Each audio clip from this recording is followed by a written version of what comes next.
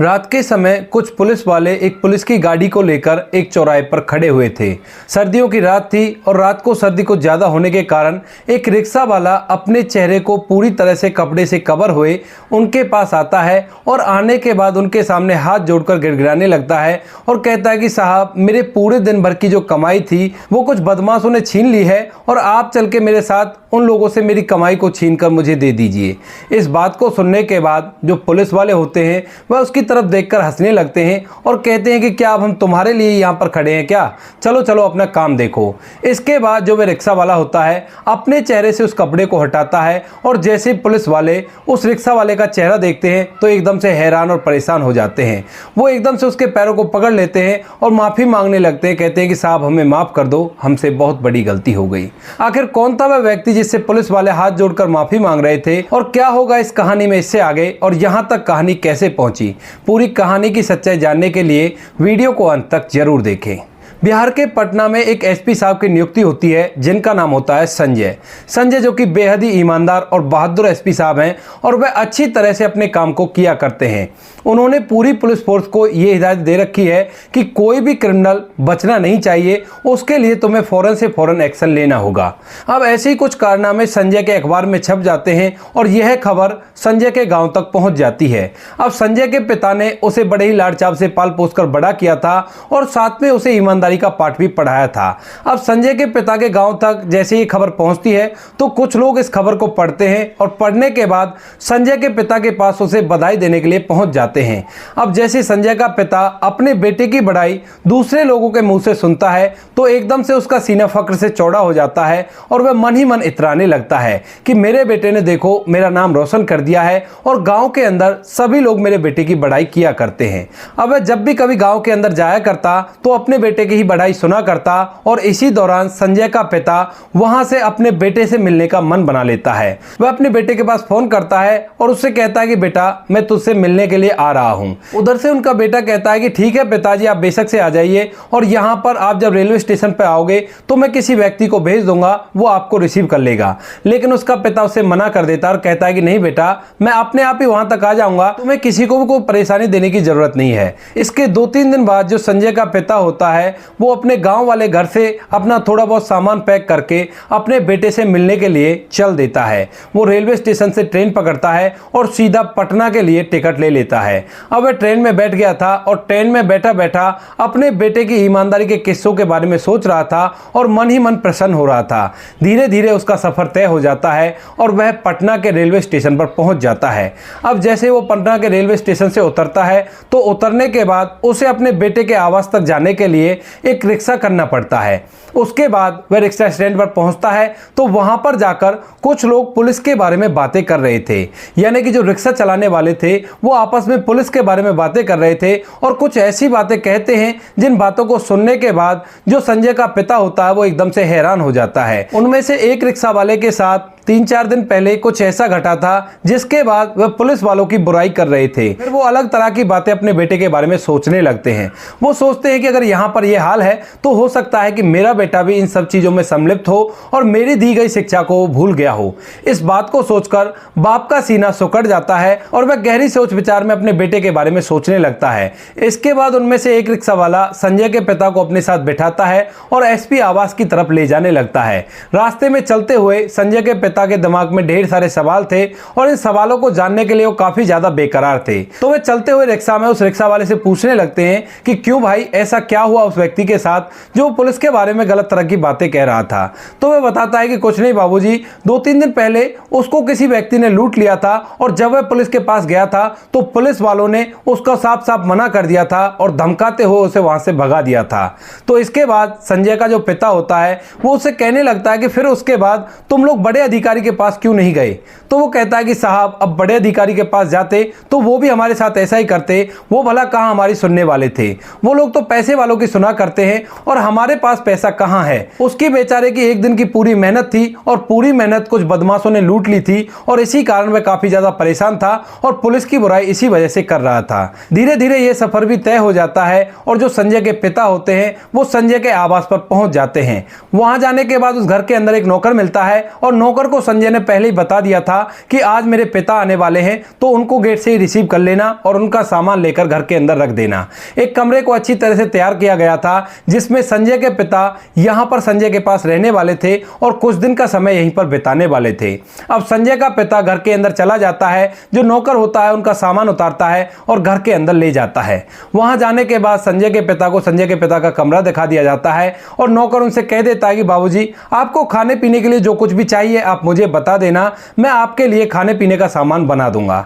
इसके बाद संजय के पिता उससे कहते हैं कि ठीक है, अगर मुझे जरूरत पड़ेगी तो मैं तुम्हें बता दूंगा। ऐसा कहकर वो अपने कमरे में चले जाते हैं और वहां पर आराम करने लगते हैं। धीरे धीरे शाम हो गई थी और शाम तक वह अपने बेटे का इंतजार कर रहे थे कि जब बेटा आएगा तो मैं उससे बात करूंगा। लेकिन शाम होने के बाद रात हो गई थी और रात तक भी संजय ड्यूटी से वापस नहीं लौटा था। इसके बाद संजय के पिता वहां से अपने बेटे को फोन करते हैं और फोन करने के बाद उससे आने के बारे में पूछते हैं। अब जैसे संजय से उसके पिता ने कहा था कि बेटा तू कब आएगा, तो उसके बाद वह कह देता है कि पिताजी, आज तो मैं किसी काम को लेकर बाहर गया हूं, तो यहां पर 2-3 दिन लग जाएंगे और 2-3 दिन बाद ही मैं वहां पर आ पाऊंगा। आप वहां पर आराम से रहिए, वहां पर नौकर है, आप जो भी चाहोगे वो आपके लिए बना देगा और 2-3 दिन बाद आकर मैं आपसे मिलूंगा। दरअसल संजय को किसी काम से बाहर जाना पड़ा था और वहां पर 2-3 दिन का समय लग रहा था। इसके बाद जो संजय के पिता होते हैं वहीं पर रहने लगते हैं और गहरी सोच विचार इस बारे में करने लगते हैं। कई बार उनका मन करता है कि अपने बेटे से फोन पर इस बात को कर लूं, लेकिन फिर वो सोचते हैं कि नहीं, ये अच्छा नहीं होगा, यहीं पर आ जाने दो और आमने सामने बैठकर इस बात को बताऊंगा।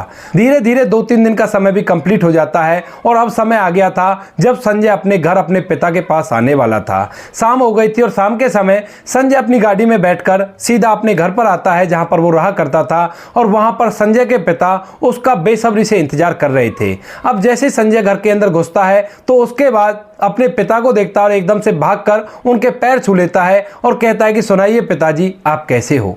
इस बात को सुनने के बाद उसका पिता इस बात पर ज्यादा रिएक्शन नहीं करता है और अपने बेटे से कहता है कि बेटा तुम हाथ मुंह धो लो, उसके बाद एक साथ बैठकर खाना खाएंगे। तभी संजय अपने पिता को बताता है कि वो तो खाना खाकर आया है, आप खाना खा लीजिए और उसके बाद हम बातें करेंगे। इधर संजय फ्रेश होने के लिए चला जाता है और संजय के पिता डाइनिंग टेबल पर खाना खाने के लिए बैठ जाते हैं।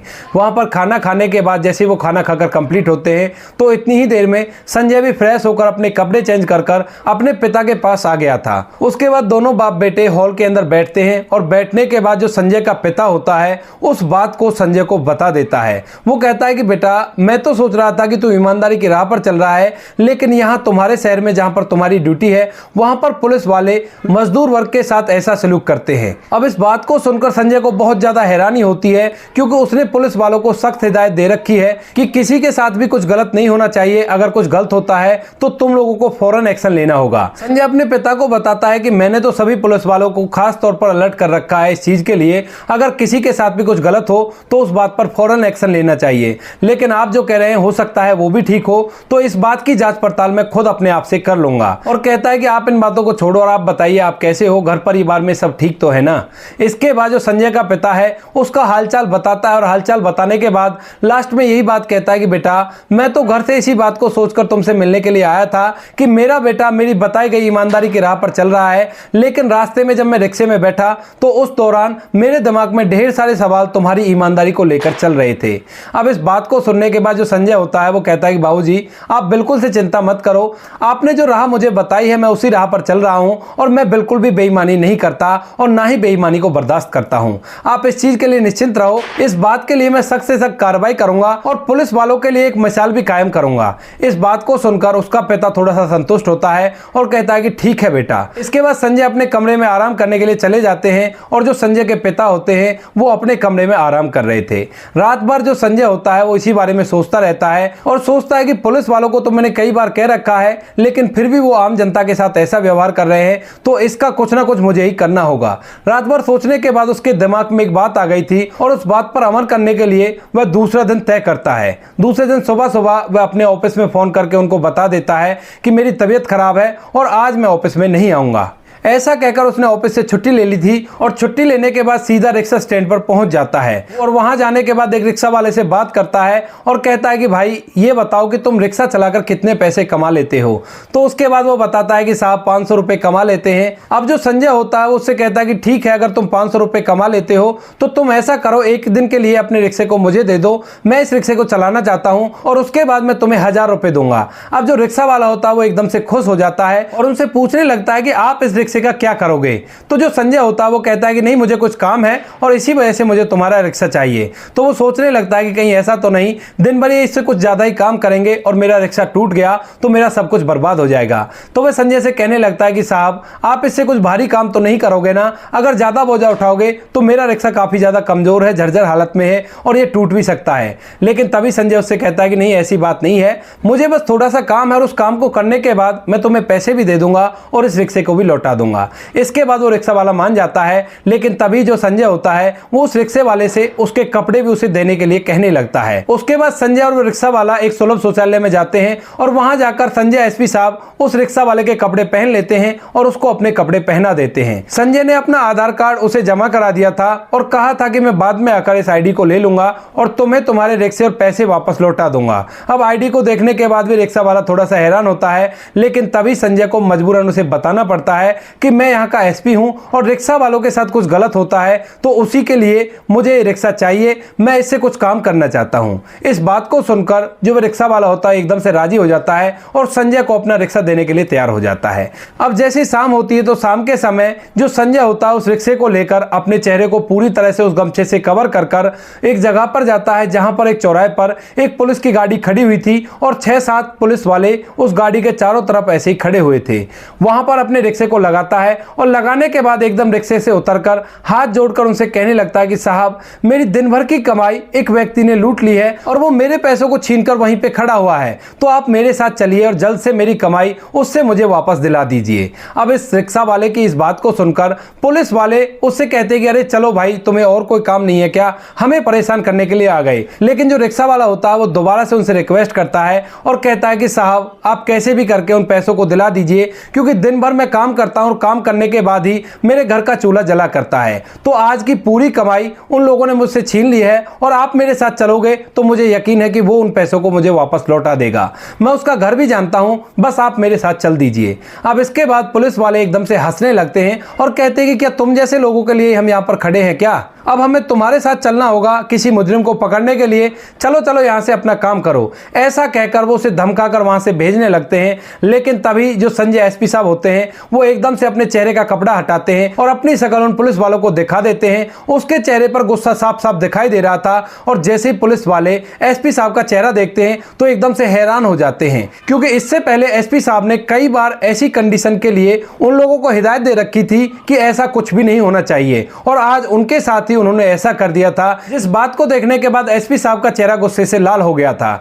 उसके बाद जो पुलिस वाले होते हैं एकदम से उसके पैरों को पकड़ने लगते हैं और फूट फूट कर रो रो कर माफी मांगने लगते हैं। इतनी देर में वहां पर एक व्यक्ति अपने फोन से इन सब चीजों की वीडियो बना लेता है और वीडियो बनाने के बाद उसे सोशल मीडिया पर डाल देता है। वहां पर उस एसपी साहब के बारे में अच्छी अच्छी बातें लिखी गई थी और ये बातें जैसे संजय के पिता पढ़ते हैं तो एकदम से उनको सुकून मिलता है और इधर उधर जो रिक्शा वाले होते हैं वो इस बात को पढ़ते हैं तो वो लोग भी इस बात से बड़े ही हैरान हो जाते हैं। वह सोच विचार करने लगते हैं कि पुलिस डिपार्टमेंट में सभी लोग बुरे नहीं हुआ करते, कुछ अच्छे लोग भी हैं जिनकी वजह से पुलिस पर अब भी भरोसा किया जा सकता है। एसपी साहब ने फौरन पुलिस वालों को सस्पेंड कर दिया था और सस्पेंड करने के बाद अपने कार्यभार को ईमानदारी से करने लगते हैं। अब जैसे वो अपने पिता के पास जाते हैं तो उनका पिता एक बार फिर से उनकी पीठ थपोड़ता है और कहता है कि बेटा तूने ये साबित कर दिया कि तू अभी तक भी उस राह पे चल रहा है जो राह मैंने तुम्हें दिखाई थी। अब यह कारनामा जैसे उस रिक्शा वाले के पास पहुंचता है जिस रिक्शा को लेकर संजय ने काम किया था, तो वह अपने सभी साथ के रिक्शे वालों को बताता है कि मेरा ही रिक्शा ले गए थे साहब। तो इसी वजह से जो रिक्शा वाले होते हैं वो लोग भी पुलिस पर विश्वास करने लगते हैं और इसी तरह से समय व्यतीत होने लगता है। तो दोस्तों ये थी कहानी एक एसपी साहब की जो रिक्शा वाले बनकर एक जगह गए और वहां पर पुलिस वालों को सस्पेंड कर दिया। आप क्या कहना चाहते हो संजय के बारे में, आप क्या कहना चाहते हो उन पुलिस वालों के बारे में? आपकी जो भी राय कमेंट सेक्शन में लिख सकते हो, लोगों के साथ शेयर कर सकते हो। वीडियो अगर अच्छा लगा तो वीडियो को लाइक और चैनल को सब्सक्राइब जरूर करें, ताकि हमें थोड़ा बहुत हौसला मिले आप लोगों के लिए ऐसे अच्छे वीडियो बनाने के लिए। इन कहानियों को सुनाने का उद्देश्य किसी को परेशान करना बिल्कुल भी नहीं है। यह कहानी आपको इसलिए सुनाई जाती है ताकि आप लोग इन कहानियों में से कुछ ना कुछ सीख सको और अपने जीवन में उस चीज को अप्लाई कर सको। मिलते हैं किसी नेक्स्ट वीडियो में नए टॉपिक के साथ, तब तक के लिए जय हिंद, जय भारत, जय हिंदुस्तान।